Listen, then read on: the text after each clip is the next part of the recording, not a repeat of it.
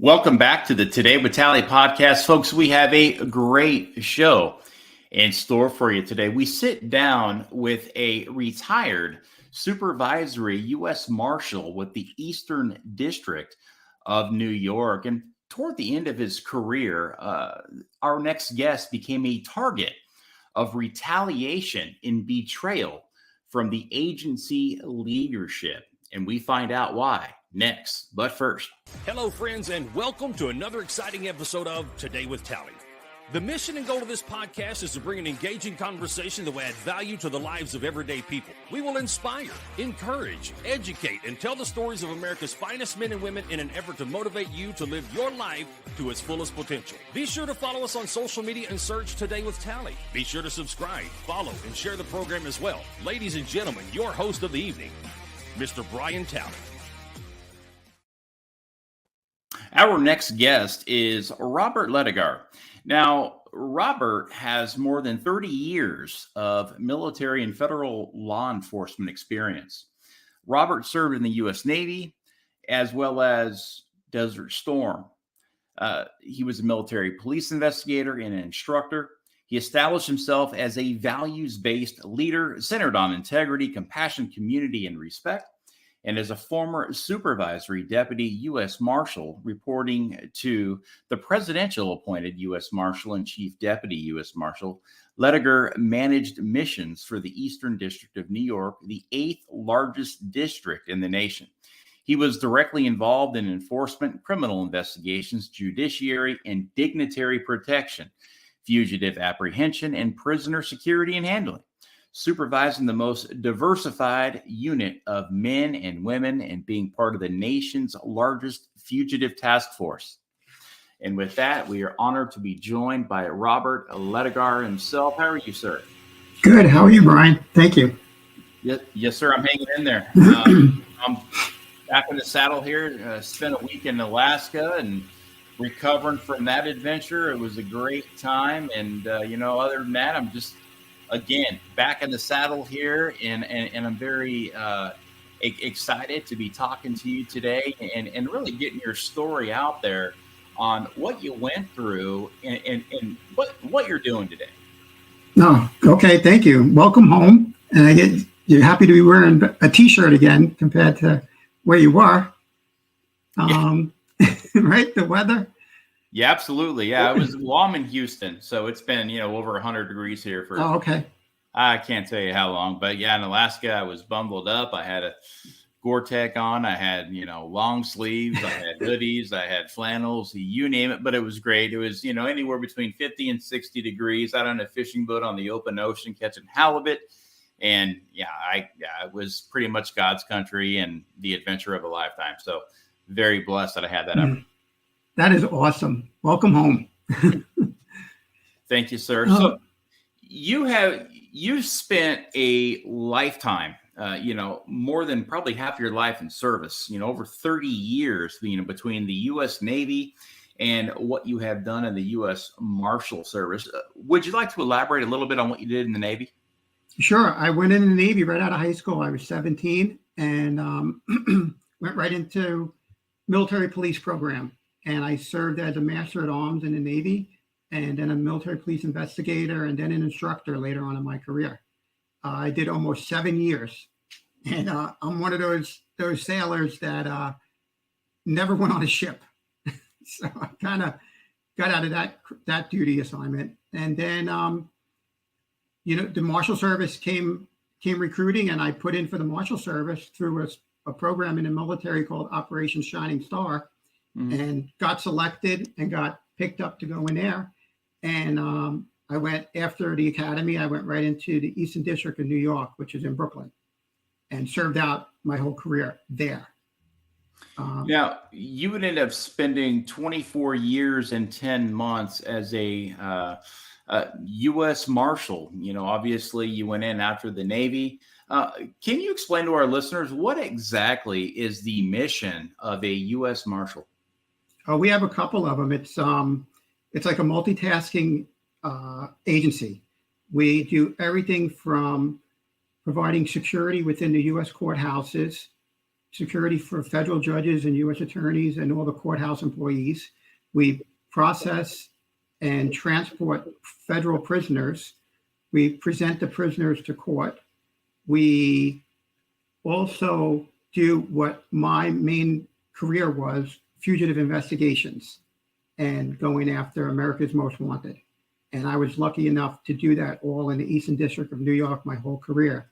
I was a deputy U.S. Marshal for about 10 years and then was promoted to supervisor. And I was part of one of the biggest task forces in the nation, which is the New York, New Jersey Regional Fugitive Task Force, and working the biggest cases you can imagine.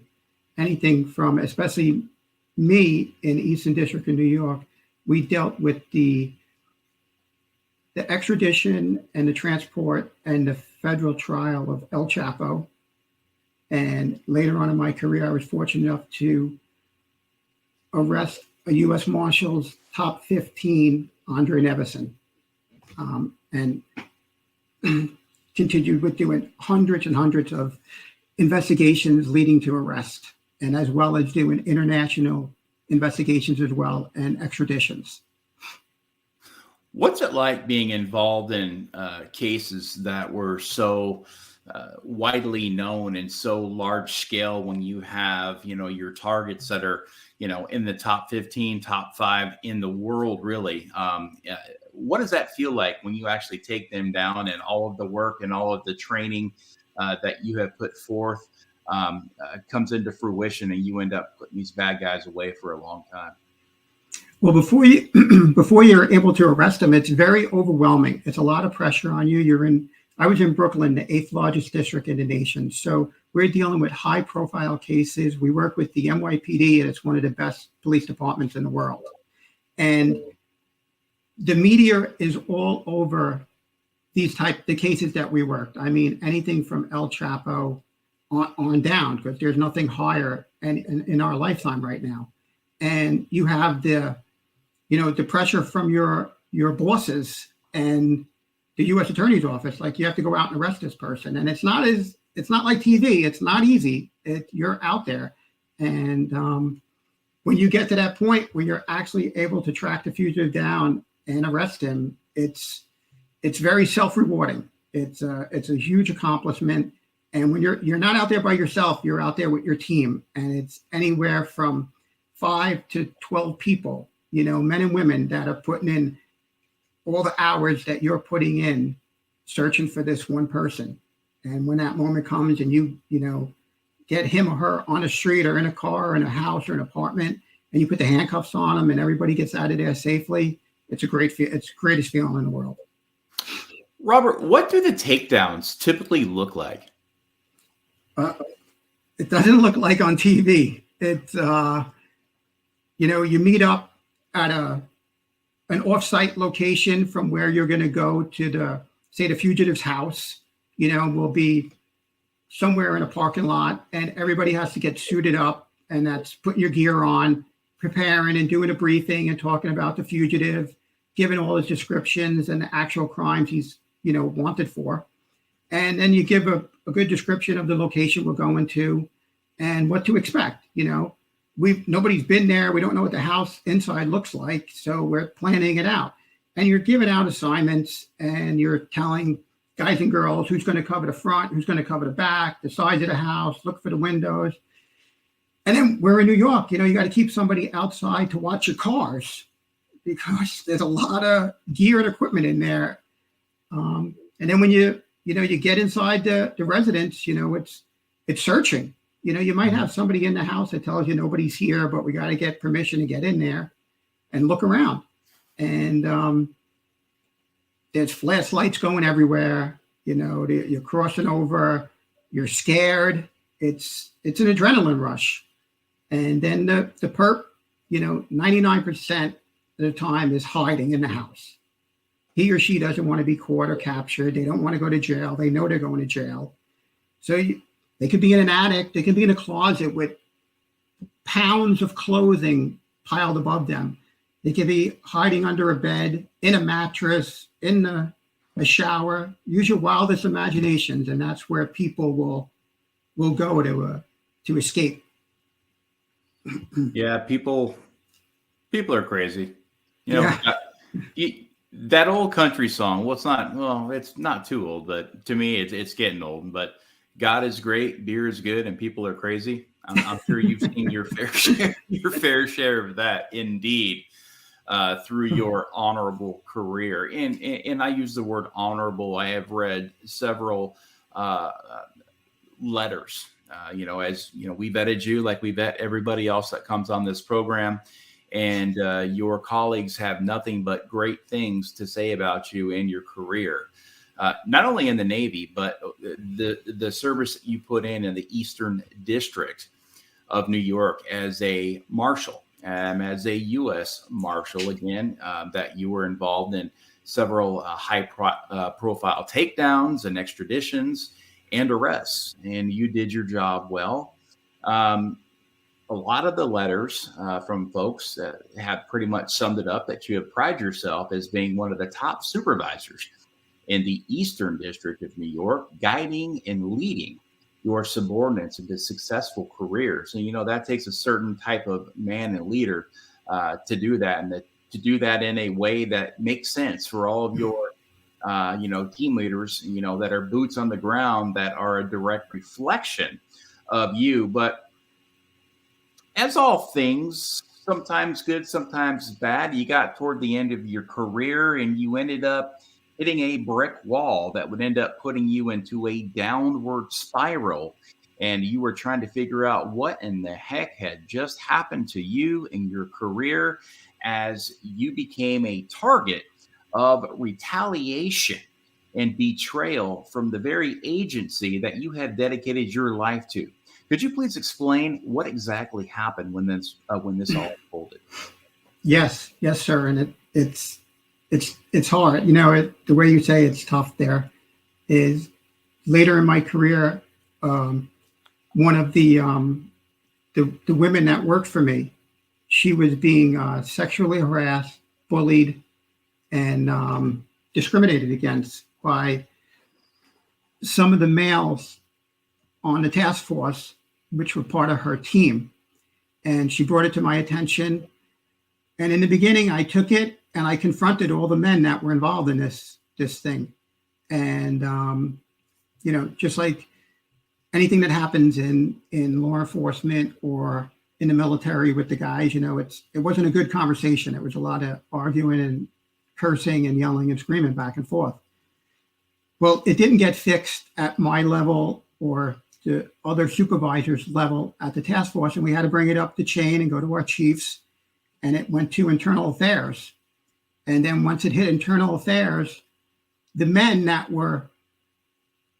who sexually harassed and assaulted the young lady that worked for me, they came out and made up all these accusations about me being the problem and the bad supervisors.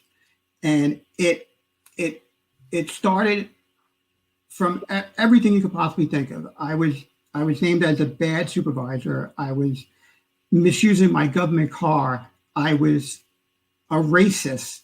I was a sexist. I was stealing money. I was stealing evidence. I was stealing drugs. I was taking drugs. So, and my own internal affairs was investigating me as if that was true, even though they would go and interview coworkers who all denied it.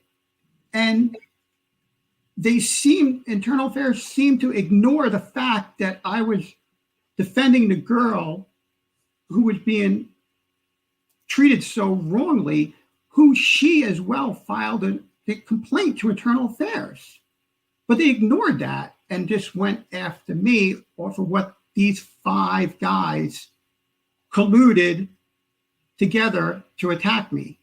And it was just a downward spiral from there. I was under investigations from anywhere to 3 to 5 years. And it eats you up. It destroys you financially, physically, mentally. But I was still working. And come April 2020, while we're in the pandemic, everything shut down. I was fired. I was terminated. I lost everything. I had 2 months to retire. I had put my paperwork in to retire, to get out, because I knew the world was crumbling in on me. And they denied everything and fired me. I lost my pension, my medical benefits, and my retirement. I was not 50 years old. I did not have 25 years of filled duty service to the agency, and that was some of the requirements. And you just, and then we're there, and it's during the pandemic. That was the worst thing about it. So after that, as federal agents, we don't have a union. I had to hire my own attorneys. And if it was not for my wife, my family, my friends, my coworkers in Eastern New York, all supporting me and telling me not to give up, but to fight what they did to me and file an appeal against them. And I did. And I have some great lawyers. And we went through the process called the Merit System Protection Board, which is a complete circus. And it's overwhelmed with so many cases. And my case is very complex, very confusing. It's a lot of moving parts in there. And the judge wanted the government to settle and let me retire. But the government, the agency lawyers were fighting it. They did not want to give in. They wanted to make an example out of me. And I lost the initial MSPB hearing, which was well over an hour, a year-long process. But I had filed an appeal, and now I'm before the quorum of the MSPB, and they're reviewing my whole case to see that it was all retaliation and harassment. But during that, I was able to reach out to people and connect with a lot of great people. And I had two guys who went through similar things that I went through from the FBI, who helped me along and guided me and educated me and spoke to me and told me to, deal with the government, with the Office of Personnel Management. And through that, what I like to say is I was able to use the government against the government, and I was able to retire. So I did retire without the court's help. And I got my retirement and my medical benefits, but I was without everything for over 2 years of what they did to me. And it was all administrative.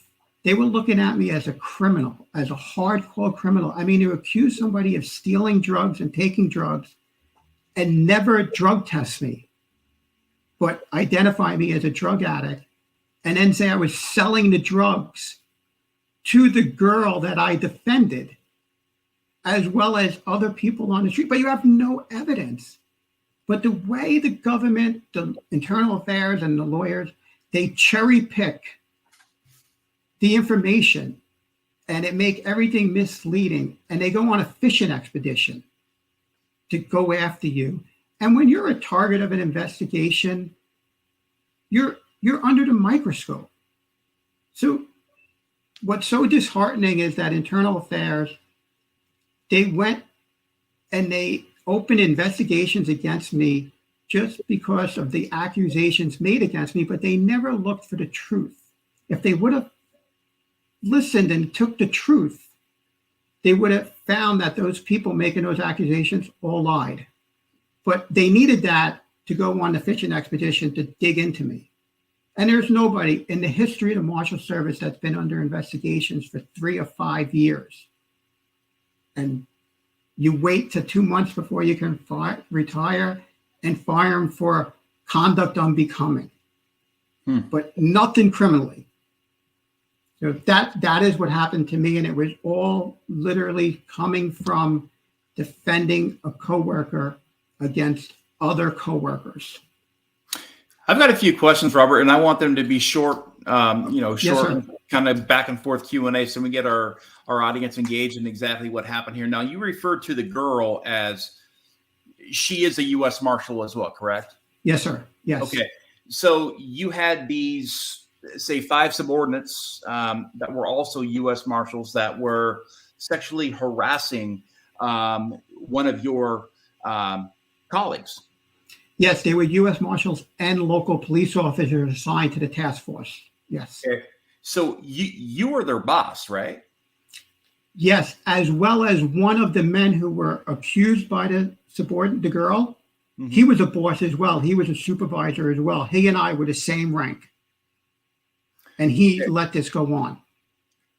So you would confront the accusers, and like you said, it didn't go so well. You know, there was cuss words, there was probably slander involved, there was a lot of back and forth, and then this is when the sides start to separate, and then all of a sudden you are out here trying to do the job of an honorable U.S. Marshal when now you're infighting, internal affairs gets involved, and they throw you under the bus. Now, being in for 24 years in 10 months, you would think that the role that you had, you would have some sort of, justification here as you're talking to your subordinates here that were doing some bad stuff. How did it get past that? Like, it doesn't understand. Who above you said that it was okay for these other 5 to sexually harass a fellow U.S. Marshal who happened to be female, and you stepped in and did the right thing to try to stop it? How did that all play out, and why? Well, when it went to Internal Affairs has to report to leadership of the Marshal Service, directors and deputy directors. And when it hit that level, the director and deputy director within the investigation division squashed it and made Internal Affairs investigate me and the girl and not believe what her accusations were. So what was their motivation to squash it, and why did they make it look like that you were a criminal? The task force is funded by Congress. It's a regional fugitive task force. It was created after 9/11, and it's the bread and butter of the Marshal Service today. It's the biggest thing in the world. So for the Marshal Service to have to report that there was a sexual harassment and assault upon one of the marshals in the task force from task force personnel, would it be a big black eye to the Marshal Service, and could possibly lose funding or even support from Congress to keep the task force going. And it could have never reached those levels, but it did. It did reach those levels because my chief was called and questioned by Senator Grassley's office of what happened to me and the girl, because it elevated so high. And for years, the Marshal Service leadership were called out for misconduct. And Senator Grassley did a huge investigative report on that. And nothing has changed. It almost seems like the service would get just as big as black eye, as hiding this and, kind of sweeping it under the rug and bringing you to the surface when it had really nothing to do with you. It only had to do with you standing up for your fellow U.S. Marshal.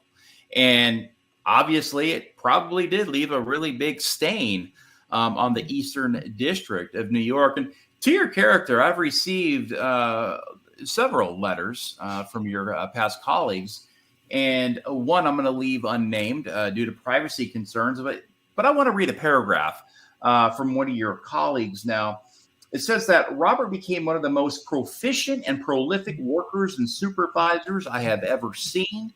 He can and has worked in every capacity in our office and does so very well. When I say working for or with him is exhausting, I mean exactly that. The sheer volume of work that he did seems impossible for one person, and in fact, it is. Part of the reason he is able to carry such a heavy workload is because of the strong relationships he has built with so many people, both in the U.S. Marshal Service and with other agencies. and entities. Of course, the other part is that he puts in long hours consistently, and putting in long hours, though, is again only another part to what you have done. The quality of the work meets a very high standard also. Accordingly, his expectations of those he works with is at an extremely high level. You work very hard and you hold a lot of your subordinates to a very high standard, and you expect accountability from your team.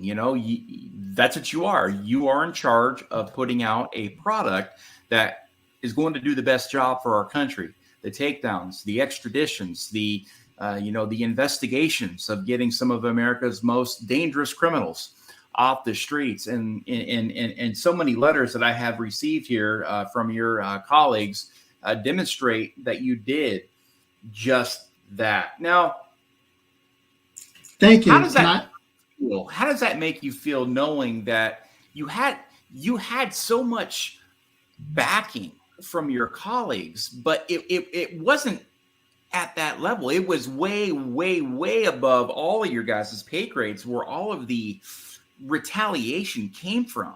How did that make you feel after putting in 24 years and 10 months in the U.S. Marshal Service? Additionally, the 7 years you spent serving our country honorably in the U.S. Navy. Hollow. It takes everything out of you. But when I read those letters and I listen to those words, it's amazing. You feel so much pride and happiness to get that, and overwhelming. It's an overwhelming feeling. But remember something too, is those men and women who wrote letters about me and for me, they knew they were going to be targeted and identified, because those letters were going to be seen by the upper echelon in the Marshal Service at headquarters. And they had the courage and the audacity to do it. They did it for me because they knew what was happening to me was wrong.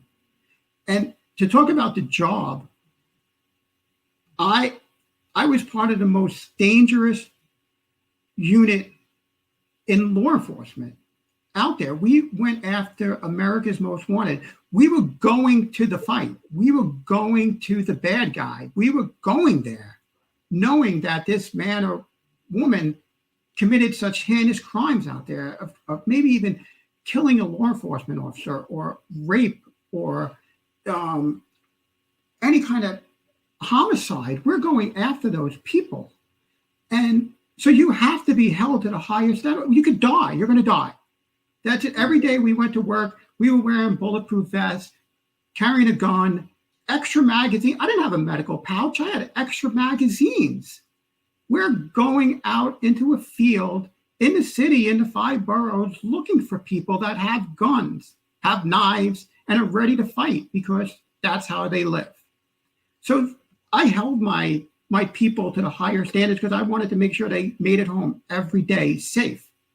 And the people judging me in headquarters never did the job I did. They're admin cops. And I'm not knocking administrative cops. You need them. But that's what they were. And they want to sit there and question the job I did. The men and women that I worked with loved how I worked and how I made things happen, because they all made it home today. They're married with kids. And the people that wrote such honorable things about me, their careers have blossomed and became great. And they're still with me today. They're still supporting me today as much as I support them. And again, it's a hard job being a cop. It's hard as hell. It's dangerous. Yeah. And I've been. You hit the nail right on your head, or right on the head. You need to have a cohesive unit, a unit that all trusts each other. And when you have these types of conflicts within the unit and this non-cohesion, that puts everybody's lives at risk. And, you being a tough boss, you demanded a lot from your people, but who doesn't in high levels of leadership? It certainly does in the military, and it certainly does at every single agency that we have in the country, from being in a small local municipality to county to state to federal. You need to be squared away at all times, because really at the end of the day, to be that tough and successful boss is ultimately going to save the lives of the men and women that you work with. And again, you're going to put a better product out there on the playing field, because that's exactly what it is. It's a playing field out there. You're off the sideline, you're in the game, your boots on the ground, and you are making things happen. So again, a lot of credit to you. And, I'm just, I read about your story everywhere, and I'm just, it's extremely disheartening that I continue to find and see these stories of injustice that are going on in the United States of America. And it's got to stop. But let me take a quick 2-minute pause here to give a shout out to today's show sponsor. Folks, do you see this shirt I'm wearing today? It's amazing. Today with Tally now has some merchandise and some gear. Where can you find it? Go to Patch Shops. They have a wide variety of other gear as well: merchandise, patches, stickers, shirts, hats, and much more. Connect with them today by visiting patchshops.com. Again, also now available, we have Tally Bill shirts, as well as the Today with Tally podcast t-shirts, stickers, swag, and much more. Go to patchshops.com, search Tally. We are now back with our good friend Robert Ledogar here, who has been through the war, literally. You think you're doing everything right, and then one day you wake up and you find yourself, like I said, in a whirlwind of nightmares. Now, you spend a lot of time in the Marshal Service, and it looks like that you finally did end up getting your retirement. Now, was that retirement ever back paid to you? Were you ever given those additional 2 years of back pay? No, sir, not yet. And I'm hoping to get that, as my case is still under appeal with the Merit System Protection Board, the quorum. So I am still looking for back pay, attorney fees, and other miscellaneous expenses, which is just pending. But thank goodness for some other people out there that helped me along the way. And they just so happen to be FBI agents of all agencies to come up and help me. And I'm good friends with them, those two guys, and they guided me into the process. And thank goodness they saved my life. They saved my life financially and even mentally, because of when the demons get in your head, stupid things happen. And if it wasn't for them helping me, and then my wife and my family, my friends, support every day, it's sad. It's sad what the government does to you, and they know what's happening to you. And because I was one of those guys that didn't toe the company line, I came out, I followed the policies, I put the policies in front of them, and they manipulate them. And it gets you. But there's good people out there that help, and I'm very grateful to them. There are good people out there, that work within these agencies. And I know a lot of the times these agencies, these 3-letter agencies, get very bad press, if you will, and from the American public losing a lot of faith and confidence and trust in a lot of these government agencies. But there are good people involved in this. So you can't use a broad brush here to paint the whole entire organization as being bad or as being corrupt. Mm-hmm. Now, in your case, you were a target for several years. And like you said, a lot of your buddies from the FBI came to your rescue and said, no, that's not Robert. And you guys are completely wrong here. Now, what it did to you is it really screwed with your mental well-being, the stress, the anxiety, not only of the job, but what you were being accused of doing, again, is enough to make a man really go into a very, like you said, battle his demons. Like, is this even worth it anymore? You know, I've given my life to this country. I've sacrificed so much for lies and retaliation and collusion, and for all this to be coming to the forefront. The fear, the stressors, the financial debt it has put you into. You're trying to do everything you can and could for those 2 years to stave off financial ruin. It even affected your physical health and your physical appearance. Now, how did you make it through those years, knowing that all of this was hovering over your head and you were in this dark cloud, always trying to clear your name of, hey, look, I did nothing wrong here. I'm an honorable man. Well, when it first happened, I bet for a good week or 2 weeks, I was down in the dirt. I was done. I mean, I would sit in the backyard and cry. You know, what happened? And I'm reading over what these people wrote about me to fire me. And you can't, I don't have enough space on my chest for all the knives that they stuck in my heart. But it was my wife who finally told, she's like, you got to suck it up and we got to move on. We need to survive. They took everything from you, but they're not going to take tomorrow from us. So let's go. You can do this. And those simple words just got me going.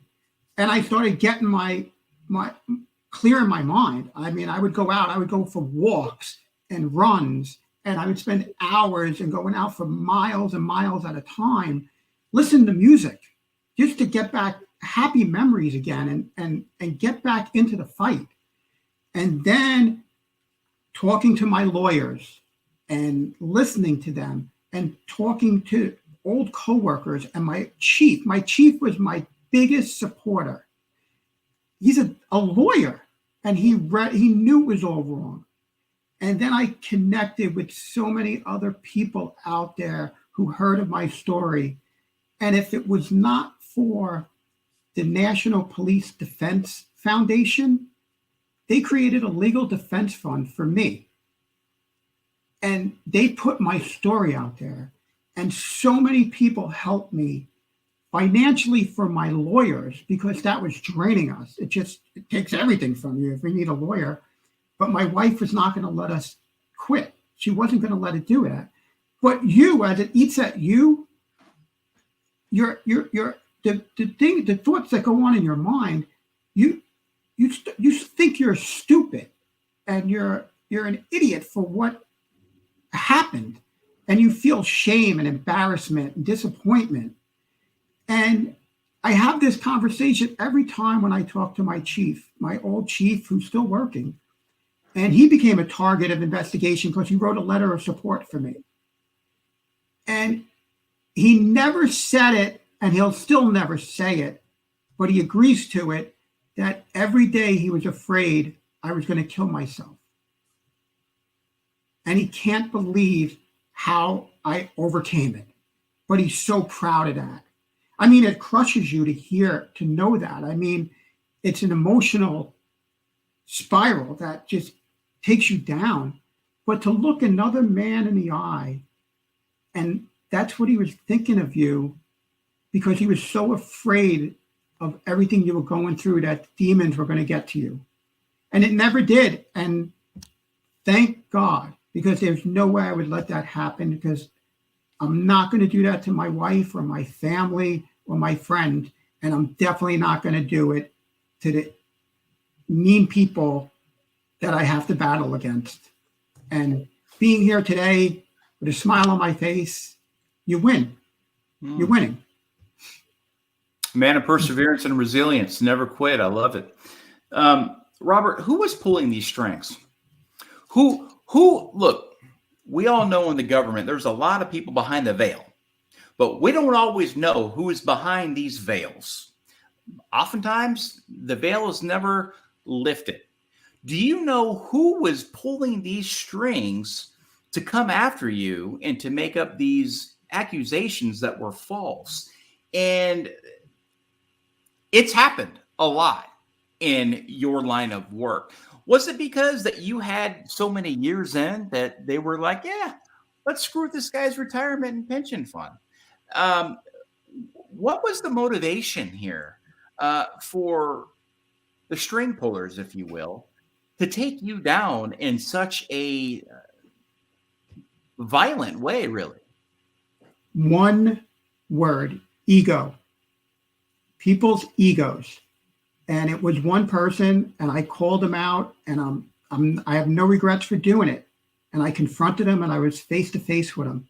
And it was the number 2 person of the agency, the deputy director, who was able to retire, lied, covered up a lot of stuff. But it was his men who sexually harassed and assaulted the young lady that I defended. And I called him out. I called out all his guys on the task force, all of them. And everybody knows it.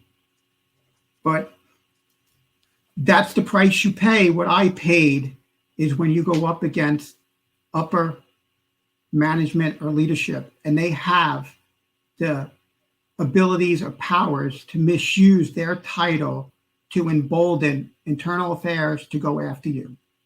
Because titles do intimidate people. So when you have the number 2 guy directing internal affairs, how to do an investigation, Bobby Ledogar, loses the power of being a supervisor. I was a GS-13 going against SESs.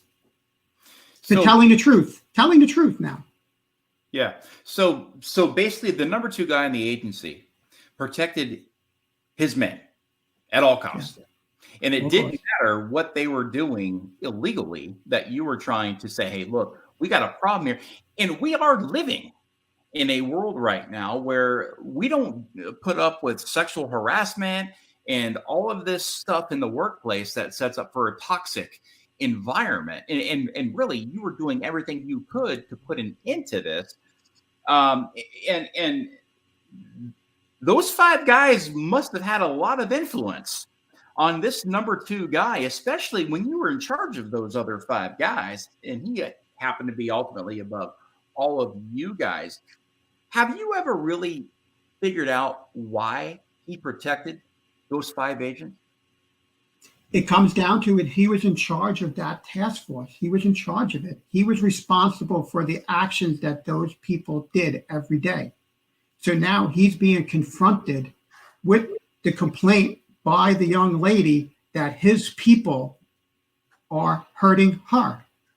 They're allowing sexual harassment, assault, discrimination, bullying happening under his command. It's his command. Gotcha. Yep. And that's it. And he wasn't going to be told anything. He couldn't let that. Yeah, he couldn't let that out, because if you do, who's the first person to always be fired when you have these types of incidents? The boss. So he's like, not under my watch. This didn't happen under my watch, because under my watch, we put out the best. We put out, honorable men and women. We have the best agency. And if it were to get out that he has agents that are sexually harassing and doing really bad stuff to your fellow U.S. Marshals, that's going to leave a really black eye on him. And him being in the number 2 position there in the Eastern District of New York wouldn't play out very well, and he could have lost his job.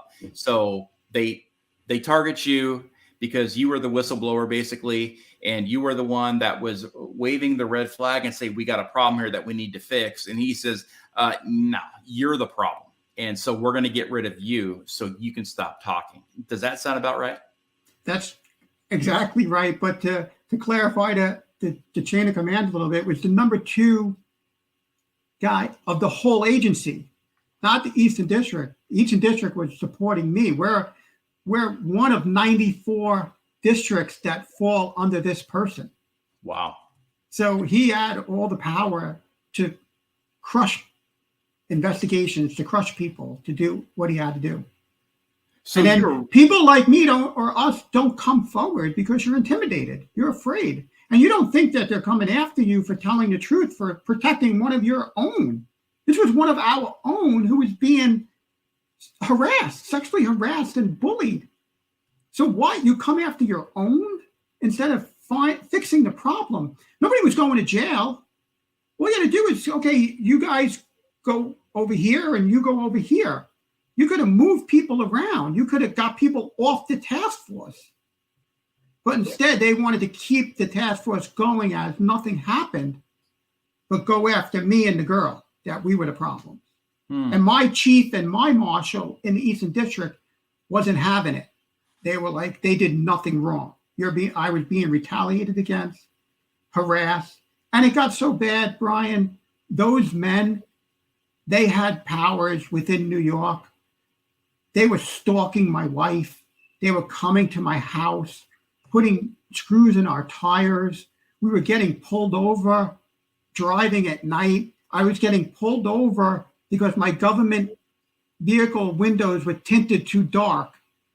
By local cop, they knew who I was. They knew it was a cop car, but they were showing that they can get to me. At one point, I was living the movie Copland, like Sylvester Stallone, like being harassed the way you are. And it happens. And you don't think it does. And I might sound far-fetched, but it happens. It's documented. It's in court records. But you think about it not happening in New York, that it might happen in maybe Oklahoma where, the cops gang up. No, it happens, man. It happens every day. And it's a shame because we have bad leaders today. We have bad managers.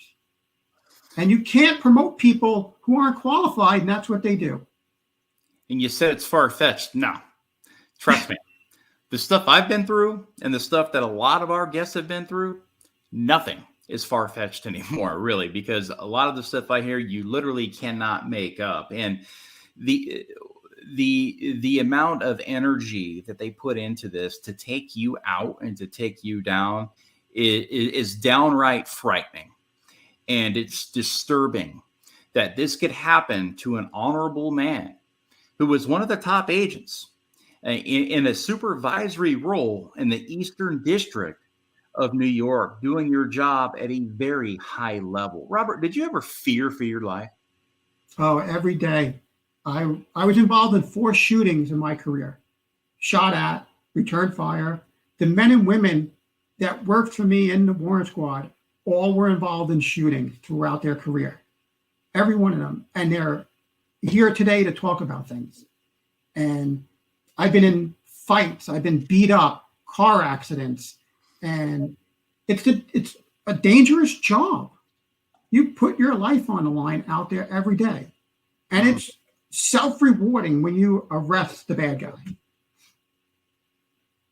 Absolutely. I mean, that's what you are doing the job for. You train, and then it's time to cash that check. And cashing that check is going out and playing ball. And playing ball is taking down the bad guy. And that's your job. And ultimately, you need all that training behind you to go out and do it well and to save lives. And it just sounds like that something that could have been handled really in-house ended up just exploding into this massive fireball to no fault of your own. And I can only imagine the wherewithal that you had to go through with your wife and your family, and the anxieties and the depressions and the heart palpitations, and the want to crawl up in bed and just go hide and turn everything off and disappear. I can only imagine how you felt being an honorable guy. It's as if the more honorable you are these days, the more that you're punished, and the more of a bad guy, if you will, or the least that you contribute in a positive way in our country, the more you're rewarded. And I don't know what happened, but it seems like something ain't right, and something's fishy, in our country, and it needs to stop.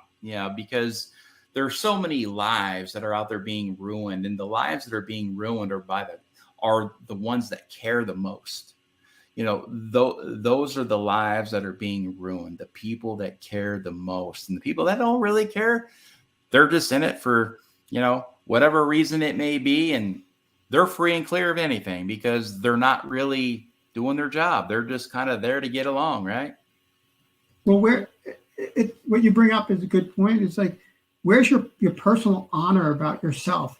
I mean, I I was raised, I have mom and dad, I have a little sister, and maybe I'm going to say it wrong because of today's language and culture, but I was raised that you don't hit a girl. That's it. You don't hit a girl. And my dad taught me that. Like, if anybody messes with your sister, beat the shit out of them. That's it. So the young lady that I defended was my sister. And these men put their hands on her. And that's what I came to her defense. You don't hit a girl. What's wrong with that today? Why did we change as a culture or a society to be like that? The other day was 9/11. What happened to us? Go back to when Whitney Houston sang the national anthem at the Super Bowl. And I think it was the Giants and the Bills. And now today we're racist. We weren't racist back then when she sang that national anthem. What happened to us? Where do we all lose our sense of being and helping one another? And that's what I did. I helped one of our own, a U.S. Marshal, a girl, female that worked for me, because she needed help. And these men who, they're married, some of them have daughters, and you're going to do this to one of your own. So I don't regret what I did. It's disappointing. I'd never expected to be in this position in my life. Never do I wish it upon anybody, to be targeted and betrayed and falsely accused and degraded the way I was degraded. It sucks. And when I had to go present my case, my dad was with me. And for my dad to have to listen to that, it was just like you're bleeding out. But it was my dad, when we left that room to go home, to look me in the eye and sit there and tell me he was proud of me. It's overwhelming. We got a few minutes left here, Robert, and I have a final question for you. What was the motivation that you had behind you that kept you in the fight? It was my wife, right from the beginning, before when I was first being investigated by Internal Affairs, is she said to me, "I'm proud for you protecting the young lady. Her name is Dawn. I'm proud of you for protecting Dawn." That was it. I'm like, let's go. So she had my back. Did the 5 agents ever get in trouble, and was there ever any accountability for their actions? The supervisor, like me, he was proposed to be fired, but they let him retire. The one deputy marshal, he retired before the investigation started. The one state trooper retired early, and the 2 task force officers, they were both kicked off the task force, but nothing happened to them. It was just, I was the only person to be punished severely like this. And the young lady retired. I'm still connected with her today. And she settled with the agency on an EEO case. And they admitted they were wrong. And as much as I defended her, she's defending me now. Were you ever cleared of any wrongdoing and given an apology from the Marshal Service? No. They stand by their terminating me. Unreal. And like I said, I've got stacks of letters here from your colleagues, and I mean, you're not going to serve 24 years and 10 months in a very high profile position and be a dishonorable man, and it's just, I'm very sorry that this happened to you, and my heart does go out to you, because you do care, and our nation needs men like you to keep us all safe and secure, and to keep that Liberty Bell here at home ringing. And you're right, that was a great moment when Whitney Houston did sing that national anthem, and you did have it right. It was the Giants and the Bills. I think Scott Norwood missed that field goal, 47-yarder. I think it went wide right. I remember it very well. I'm a big sports guy, but listen, Robert, I'm very sorry. what you went through and what you experienced, but I'm very proud of your perseverance and your resilience. I know you've got great things ahead. You've got a book coming out, and I'll have you back on and we can talk a little bit more about that. But we sincerely appreciate your service, your sacrifice, and dedication to our great nation. It's truly admirable. Brian, thank you very much. Thank you for taking the time. Thank you for believing me, and thank you for hearing what I had to say. Absolutely. That's what I do here on the Today with Tally podcast. I try to give the voiceless, if you will, a voice, because we all deserve a voice and we all have a story that's worth being told. So folks, don't forget to like, share, and subscribe to the program. It has never been easier to listen to this podcast. Folks, we are on Facebook, Spotify, YouTube, Amazon Music, Google Podcast, iHeartRadio, TikTok, Twitter, and LinkedIn. Simply search Today with Tally. Also learn more about me and my personal story, and perhaps even get my new book at briantally.com. That's briantally.com. Folks, remember to stay inspired, stay encouraged, stay motivated, and always stay in the fight. Until next time, for the Today with Tally podcast, this is Brian Tally. Good night, Semper Fi, and God bless.